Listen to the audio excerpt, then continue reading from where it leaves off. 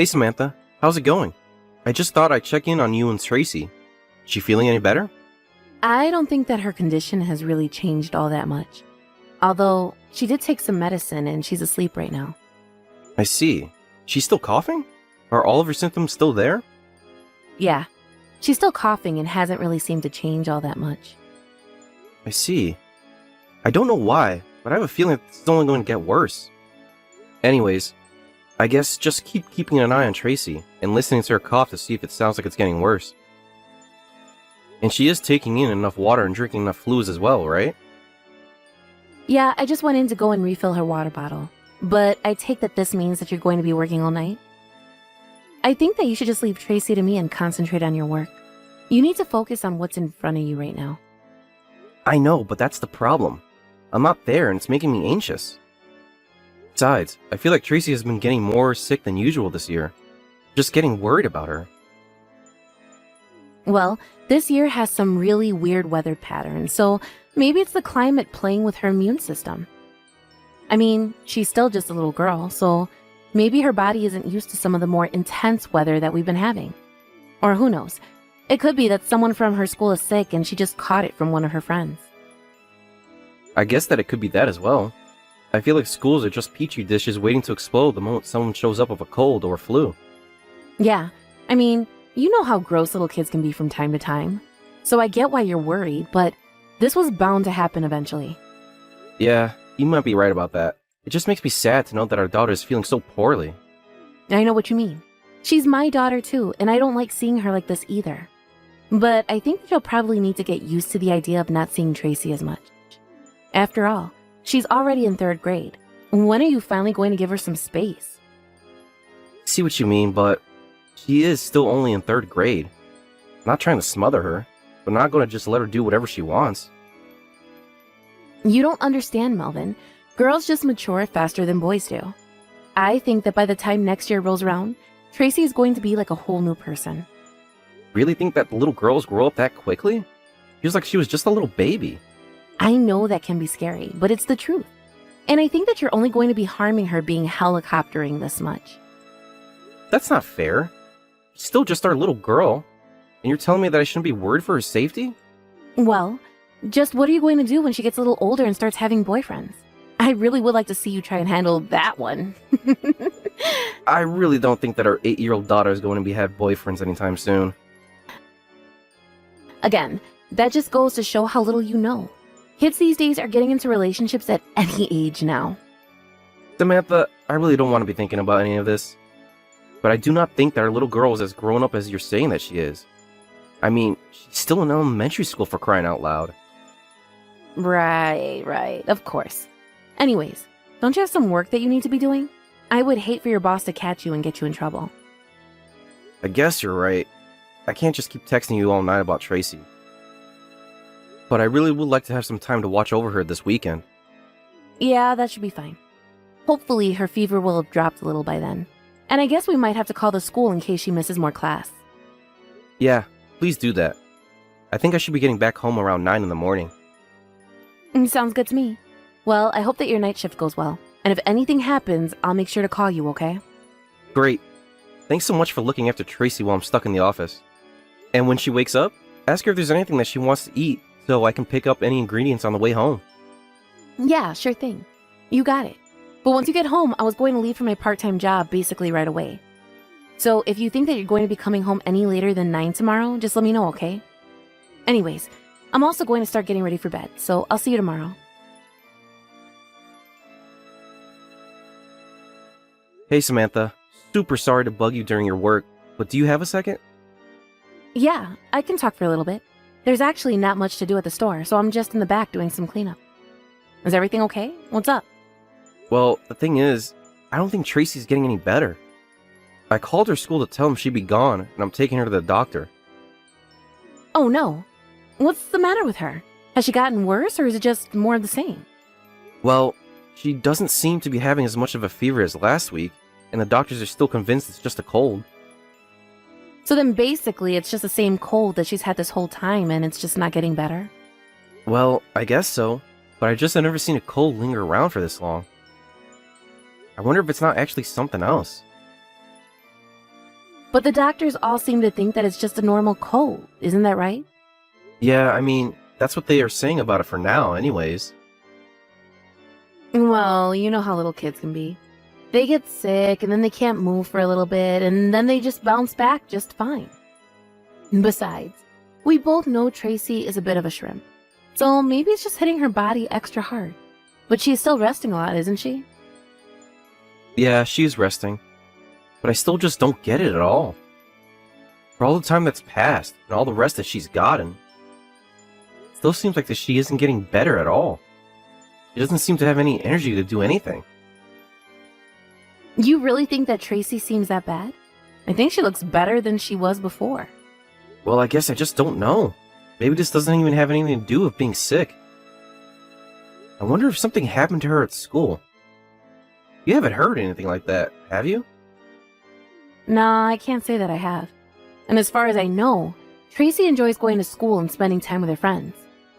And even after she started to get some sniffles, she still went to some friends' homes to play before things got worse. So I can't think of any trouble she'd be having. Gee, then I guess it really is just this cold refusing to go away then. I think that's exactly what's going on. So I think we just need to let Tracy rest for as long as she needs to. I mean, we wouldn't want to push her too much or try to send her to school in this state. Yeah, well, I have already called the school and told them I think Tracy's going to be out for a few more days. But maybe I should call the teachers and see if there's anything we don't know about. It sounds good to me. Well, anyways, I guess keep it up with watching Tracy.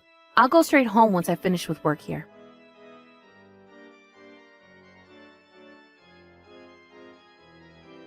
Daddy, are you there? Please answer me. Tracy, is that you? What are you doing up so late? It's way past your bedtime. I know that you're at work, and I'm really sorry to be bothering you. It's okay, sweetie. I'm actually on break right now, so I have some time to talk. What's the matter? Why are you up so late? Didn't Mommy put you in bed already? It's not good to lose out on sleep. But Daddy, I'm so cold. Please, you have to come and help me. It's freezing. You're cold? Oh no. Is it because you're sick? Are you getting the chills again? Well, you should go and tell your mom and ask her for some medicine to help get rid of that. No, it's not like that. It's not because I'm sick. I'm so cold because I'm outside right now. And it was Mom who kicked me out of the house. So I can't go and ask her for any medicine or anything. Hold on a second. You're telling me that Mom threw you out of the house? This late at night? That's right. She told me that she was having a friend come over and that he wasn't supposed to see me. But it's just so cold outside. I asked Mom if I could come back inside, if I promised to be extra quiet, but she told me no. And your mom said that you had to go and wait outside of the house because a friend of hers was coming over? Oh wait, shoot. I shouldn't have said that. Mom told me that I wasn't allowed to tell you about her friend. Oh no! Now I'm really going to be in trouble. She told me that if I told you about this, that you wouldn't want to live with Mommy and I anymore. But I just want to go back inside. I'm just so cold here. Please don't leave us, Daddy. I don't want to stop living with you. I was just cold. Tracy, baby, you have nothing to worry about at all. I'm going to go home right away. I'm going to pick you up and you and I are going to be together, okay? I promise that I'll be there to protect you.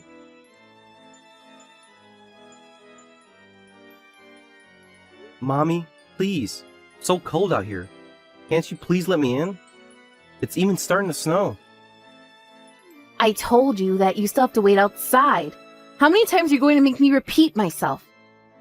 Or do you just never want to see your father again? And if it's snowing, then go stand in the shed.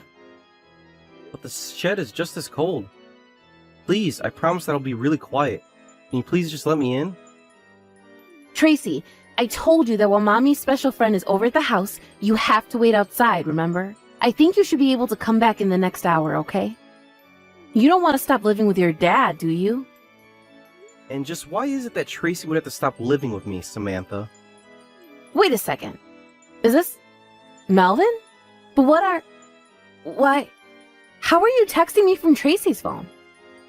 Actually, How about I ask the questions? Starting with why in the world is our 8-year-old daughter standing out here in the cold? You better open up the front door to the house right this instant. I know that you locked the inside lock as well. But is that really you, Melvin? Of course it's really me. I can't believe that you would do something like this. What is the matter with you, Samantha? This doesn't make any sense. You're supposed to be at work right now. Well, I had to leave early to come and deal with this. I wasn't just going to abandon Tracy like that. Now hurry up and open this door. You let us in the house right now. Tracy is shivering and her lips are blue. I can't come to the door right now. I'm in the bath. You'll just have to wait. Better put a robe on and come open this door right now. If you don't, then I'll smash a window in. And then all the neighborhood will know that something is going on here. No, don't do that. I'll open the door, just please know that I'm so sorry.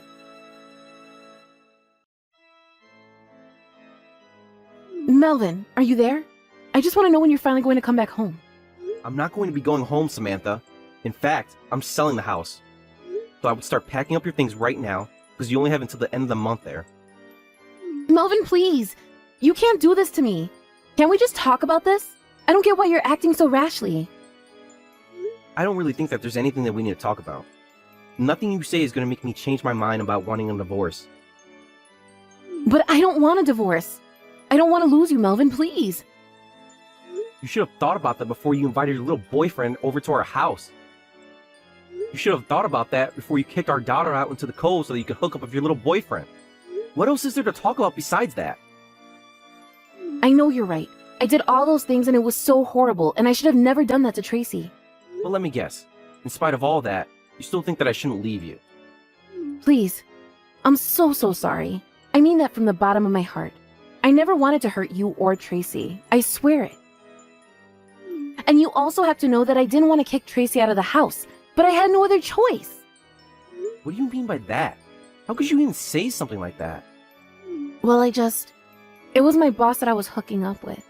And so I didn't want him to tell you about our affair. But I also knew that I couldn't let Tracy see my boss either, so I had no choice. I had to put her outside in the backyard until my boss finally went away. I hope that you can understand the position that I was being put into. You're telling me that you were worried about Tracy seeing your boss and getting you into trouble at work? It's not like that. It's just, well, there was a work party one night and we got drunk and my boss and I ended up hooking up. But I didn't know it was him. I'm a victim here, you get that, right? If you're a victim, then I think that we should go to the police. Especially if the boss is forcing you to keep up this relationship by threatening to fire you. But, wait! We can't go to the police. They're going to ask me so many difficult questions. I really don't even want to have to think about any of this. Well, then I'm afraid that you and I are still going to be getting divorced. But why? Don't you believe me? I just told you that I was a victim of my boss's advances. Of course I don't believe you.